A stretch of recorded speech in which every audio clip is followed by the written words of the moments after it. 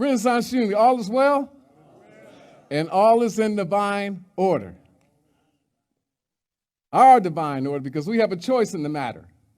And every second, every minute, every hour, we make decisions, whether we want to co-create with God or pull away from God. And that co-creation process is where we want to be at all times, 24/7, 365 days a year, 66 on a leap year. And this is a leap year. And so we're leaping higher today, tomorrow, and the next day, with the idea of when we co-partner, co-create with the Almighty Spirit, God, it's a union, a bond that is more powerful than anything that we can imagine, that we can phantom. And that's why I woke up this morning excited about it. We're in that season. And I woke up this morning, and the second thing I thought about was Reverend Wilma. And she telling me, wear yellow, yellow.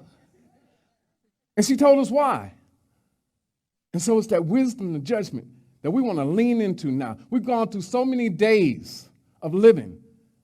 Now it's time to extract all that knowledge and make something great. Are you with me? Yes. So repeat after me. Protection. Liberation.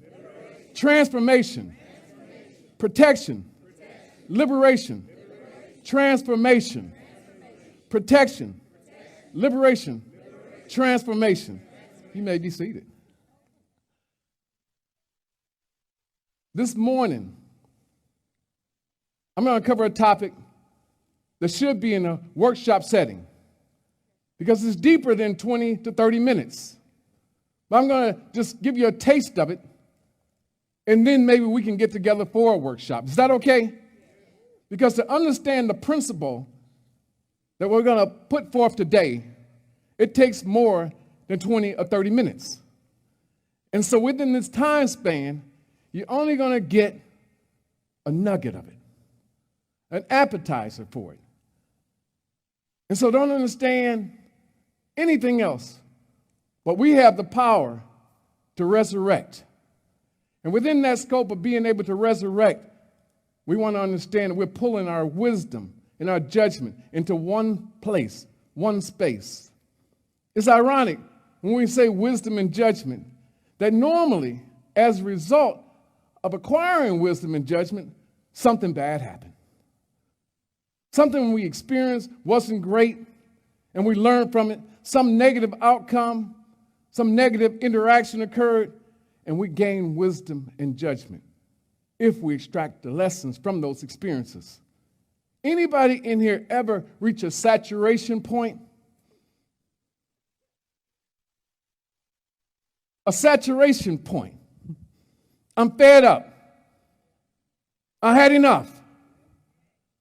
I'm up there here with it. I ain't doing that no more. Let's bring it closer to home. I'm through with it. I wash my hands of it. No more. Has anybody ever experienced anything that brings you to those words, that saturation point in your life where enough is enough? The activist Fannie Lou Hamer said what? Sometimes you get sick and tired of being sick and tired, and when you get sick and tired of being sick and tired, it's time to get away from sickness and go into a stage of healing. And so Fannie Lou Hamer had the right idea to go along with this message. Because we've always had that thought in our minds. There's got to be something better out there for me. There's got to be a better life. There's got to be a better way of living. There's got to be a better way of experiencing this thing that we call life. The resurrection, revelation point. Can we say that together? The resurrection, revelation point. Let's say that one more time with an energy and the assurance that we can't pronounce those words. The resurrection, revelation, point. Now, what is that? Ask me. Ask me with a level of curiosity that gets me curious as to knowing that you want to know what I know about this thing that I'm calling the resurrection Revelation point. What you talking about, Willis? I like that. Well, that resurrection, revelation point is that moment of personal, can we say personal? Spiritual awakening and realization. Awakening and realization. But this is the totality of life. When we get to this crossroads in our life where we say, I've had it, enough is enough. I don't want to experience that anymore. That can't be the best thing for me. There's got to be better for me. Has anybody ever felt like that? Am I the only one here that go through these periods where I come to the point where I just had it? And I'm saying, God, there's got to be something better for me. I'm looking all around and I'm seeing all the possibilities and potentiality that life brings with itself with every breath that I take, but I'm saying it's got to be something for me. Deliver me something new. Can I have more? Can I be, do, and have anything that I desire? I'm not done yet. I'm not content with the idea that I reached a certain point and I'm saturated, full to the point where nothing else can come in. And so this morning I want to talk about this resurrection, revelation point. It's the Passover, that Passover moment where I said, I've allowed myself too many times, my mind, my body, my spirit, to be open and receptive to being loaned out, lent out, borrowed out to limitation, victimization, mistreatment, neglect, abuse, sickness. And I've had it. I've had enough. I do believe the word is the word and the word is true. And the word brings me the opportunity to know the truth. And with that truth, it gives me the opportunity to have protection, liberation, and transformation. And so we come to this point by letting myself out too much. My mind, my body, my spirit. Has anybody ever loaned yourself out? And you found yourself in a precarious situation where I deserve better. I'm being misused, abused, limited. There's got to be something better. And so when we talk about this thing that I'm saying this morning is that resurrection, revelation, there's three powerful parts of it that we need to get into. And if Donnie's with me, we can move to it. Positioning for truth. Why do we need to be positioned for truth is the question. Why do we need to be positioned for truth? Why, oh why do we need to be positioned for truth? You've already told me. We want protection. We want liberation. And we want transformation, right? Can we remind ourselves, repeat after me, protection, liberation, transformation. Now, when we talk about this resurrection, revelation point, and there's three parts to it. The first part is overcoming limitations. Overcoming limitations. What does that mean? The depths of limitations imposed by fear. Does anybody here have fears? Negative thinking? And a lack of faith? Raise your hand if you've ever experienced a lack of faith. He said one time, you were extraordinary. Because all of us go through moments of lack of faith, where we question our faith. But it's overcoming the limitations is where we want to be, and that's part of the resurrection experience. Overcoming any and everything. Can we say any and everything? All. Overcoming limitations. Then the second one, renewed perspective on life and death. Oh, this is the one I really like, Brett. This is the one that trips us all the time because we're always thinking in terms of this dichotomy of life and death, being on a spectrum of life or death. Either you're living or you're dying. Either I'm going to live or I'm going to die. At some point, I'm going to die. And it trips us up. It slows us up. It brings about fear, negative thinking.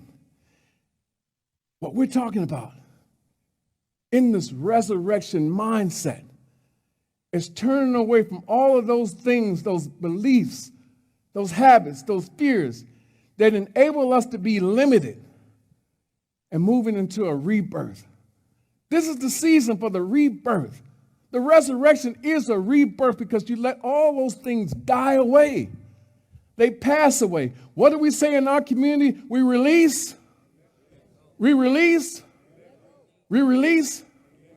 and let go. The third one is the manifestation of divine qualities.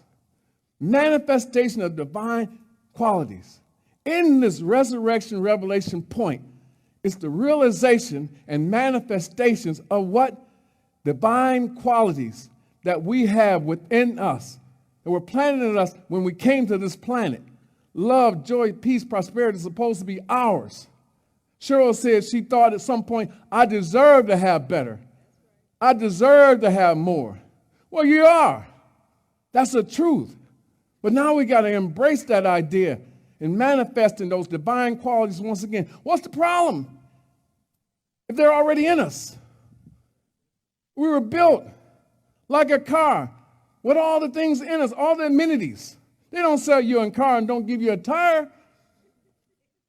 Do they? Ford, Mercedes-Benz, Jaguar. I never heard of anybody, Reverend Wilmer, going to a car dealership, buying a car, and they gave him 3 wheels. Forgot the muffler. Forgot the carburetor. Paul, the car didn't have an engine. Never heard of it.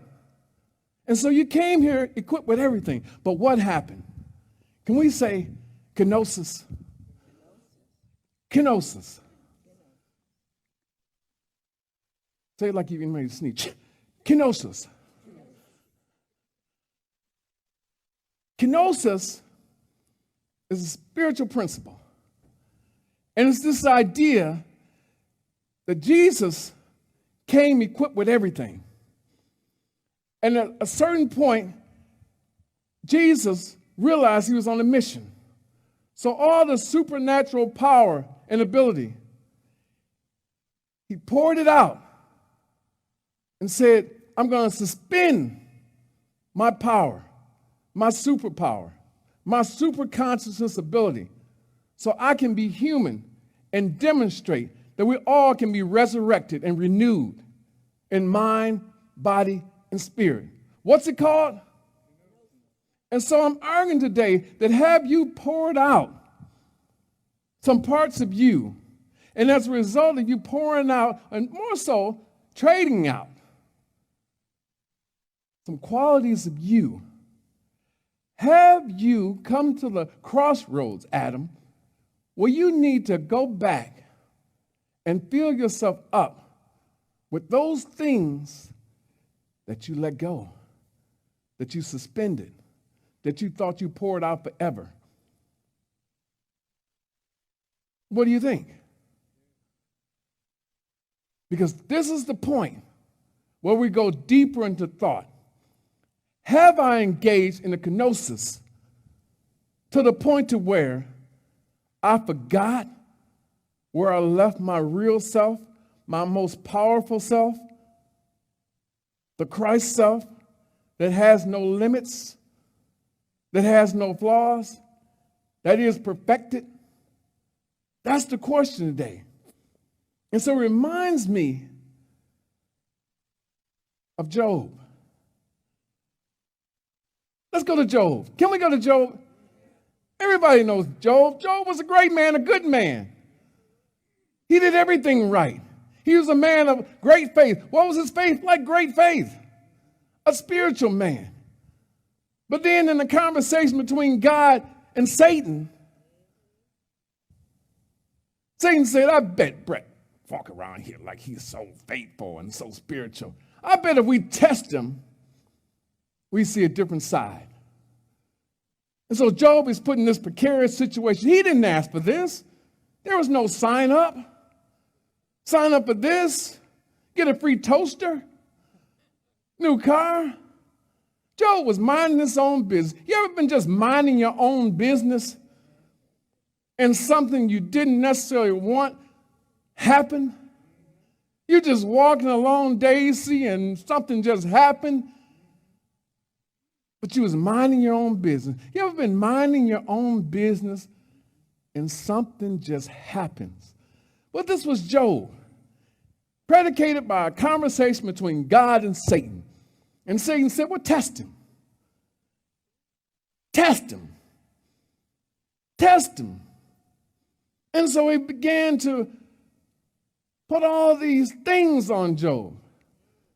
Death of his kids, destruction of his property, money taken away. And then he said, okay, those 3 plagues weren't enough. Let me touch his health. Let me put boils all over his body. Let me make him so debilitated that he can't get out of bed. And there's Job in bed.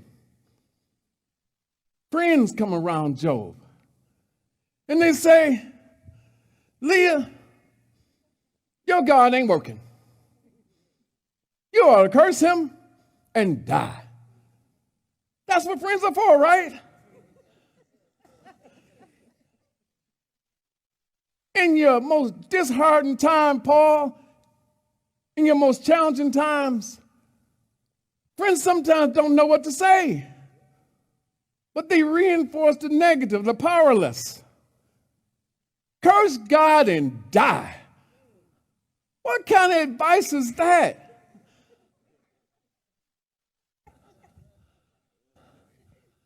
But you know they will, girl. You're in dark times. Girl, things ain't gonna get no better. Man, you might as well give up. Well, that's what was happening. And Job said something in response.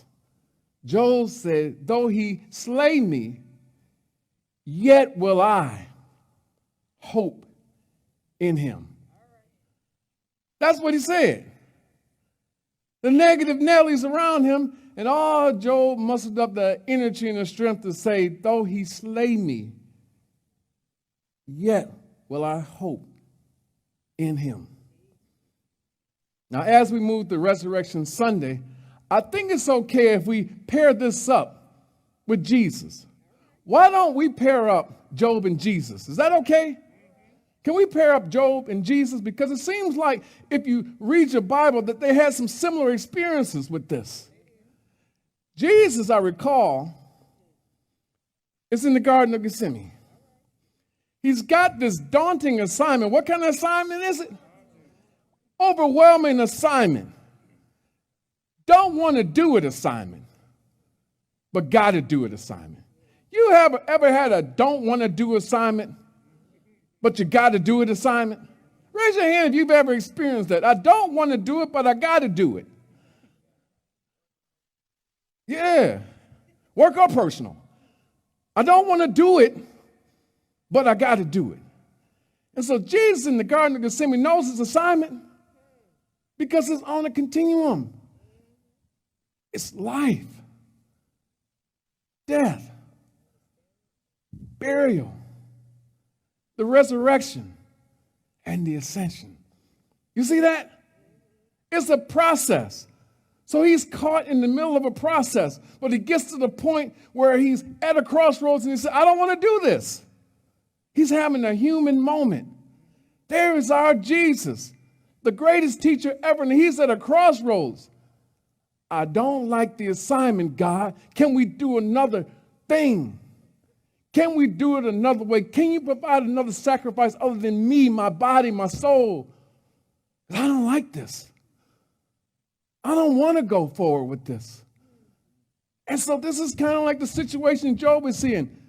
In a precarious situation, I don't want to do it, but I got to do it. It's a matter of faith and belief. Then I have to go back up to Job And I have to go to Job, first chapter, verse 10, because I think it's something there. It says, have you not put a hedge of protection around him and his household and everything he has? It's interesting, isn't it? Listen to that. Read it. Have you not put a hedge of protection around him and his household and everything he has? And God answers the question, yes, I did.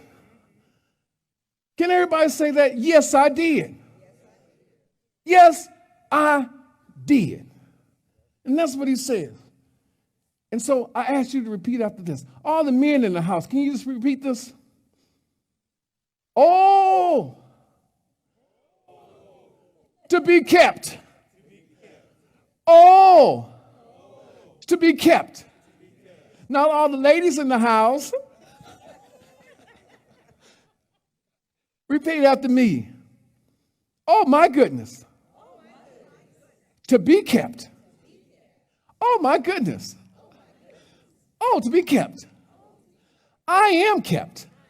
Now, can we all collectively say, I am kept? No. You don't understand. I am kept. Oh, you're not getting it.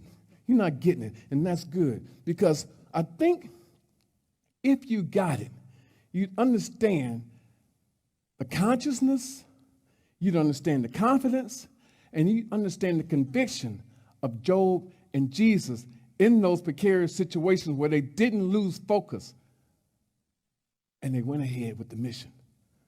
So I need to say, stop, wait a minute, because there's a contextual implication here that we must be missing because the lukewarm nature of your response to my call. You're not understanding what I'm telling you when you say, I am kept. Can everybody say, I am kept? Oh, it's still a little lukewarm. Sheldon, it's still a little lukewarm. So let's go into it.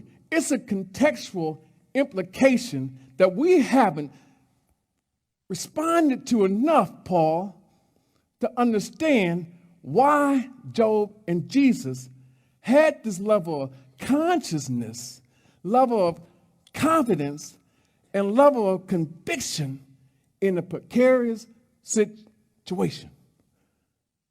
And so that contextual implication is something that I need to go visit. Can I go visit it for you? Is it okay if we visit it together? I don't like to walk alone. I get lonely sometimes. You got my back? And so let's look at this. If we go up and we say, I'm kept, it means I'm safe, I'm secure, I'm shielded. Can we say that? I'm safe, I'm secure, I'm shielded.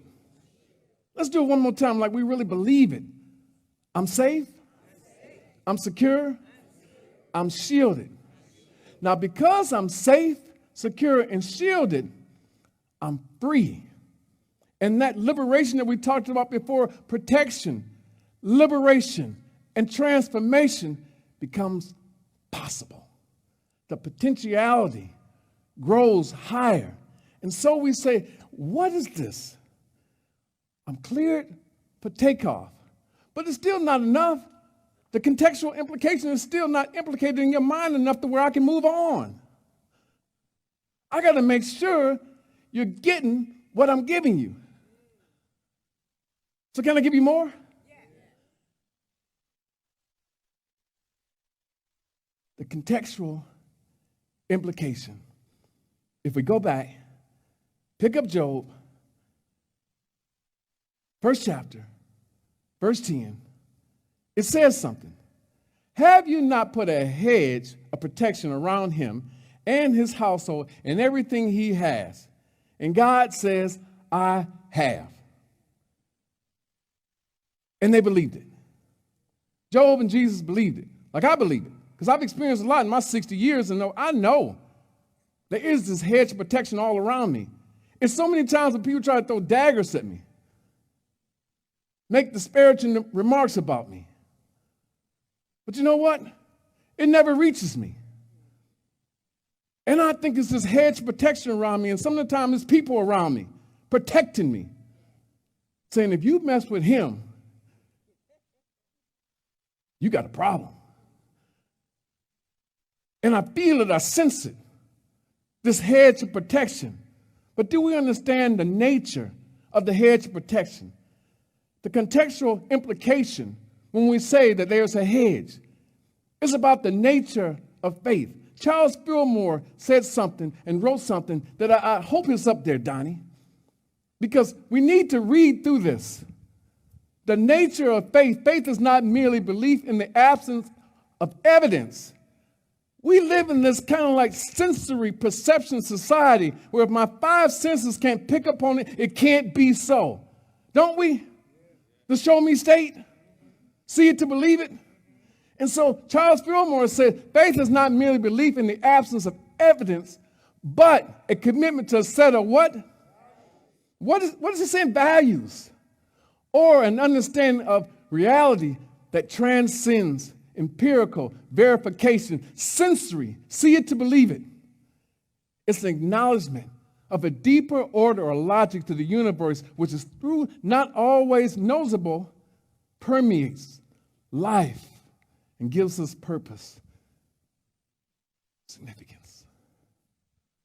If you understand that, if you grapple with that and come into agreement with this, you understand that faith is more than just saying, I believe, I believe, I believe. It's more than that. It's tied to values and understanding the reality of the principles upon which we say, you can be resurrected. And so we look back at that word, hedge of protection. Can we all say hedge of protection? I'm acting in good faith and great faith. And I come to know there's a hedge of protection that provides me an opportunity to always think that I'm safe, I'm secure, I'm stable, and I'm sane, even in an insane acting world.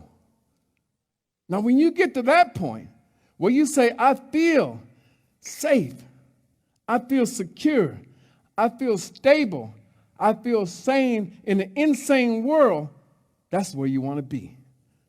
That's where you know you transcend to a higher level, a higher order of thinking, being, and living. And then that's when you say, I'm okay with what I see. I'm okay with what I feel. Because it's not by my will, thy will be done. Not my will, thy will be done. And so that's why we paired up Job and Jesus, because they came to this point, this crossroads, the point of resurrection. They knew not my will, but thy will be done. So I'm moving forward, I'm moving on, I'm moving higher, I'm moving upward. And it's in this upper room that we want to be. God has a hedge of protection on each and every one of us. And it's with that oneness that we know all things are possible. All I ask every day is, God, put a hedge around me. Keep me safe. Keep me secure. Keep me stable. Keep me sane. As the minutes, the hours, the days, the weeks, the months, and years go by, and I have moments of doubt, of disarray, disappointment, devastation. Lord, let me know that I am safe in your arms. I'm secure in your arms. I'm stable in your arms. I'm sane in your arms.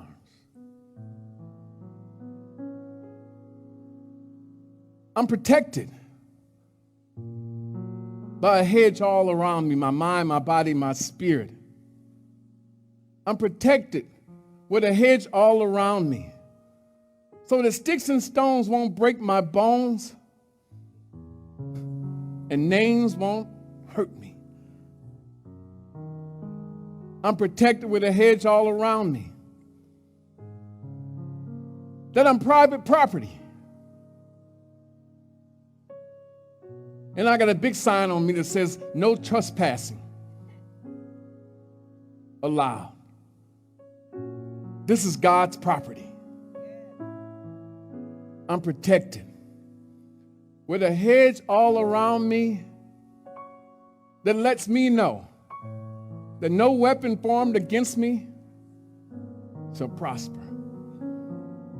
I'm protected with a hedge all around me, and it lets me know that even when I find myself in my darkest moments, my darkest valleys, when someone has put a stone in front of my tomb,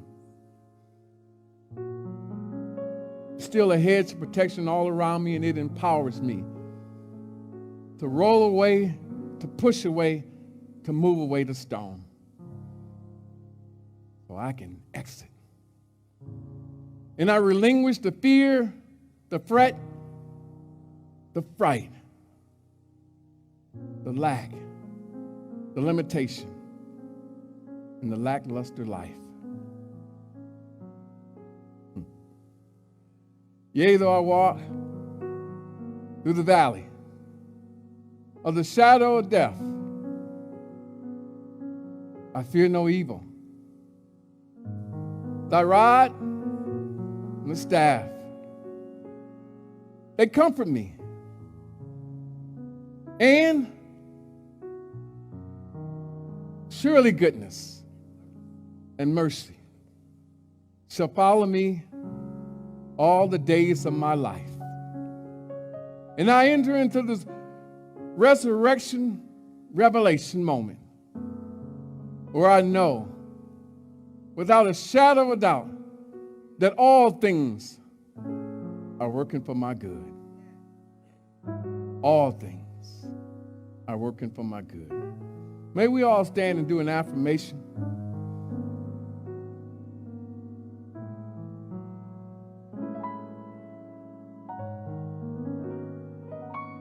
This is one of the most sacred seasons of the year.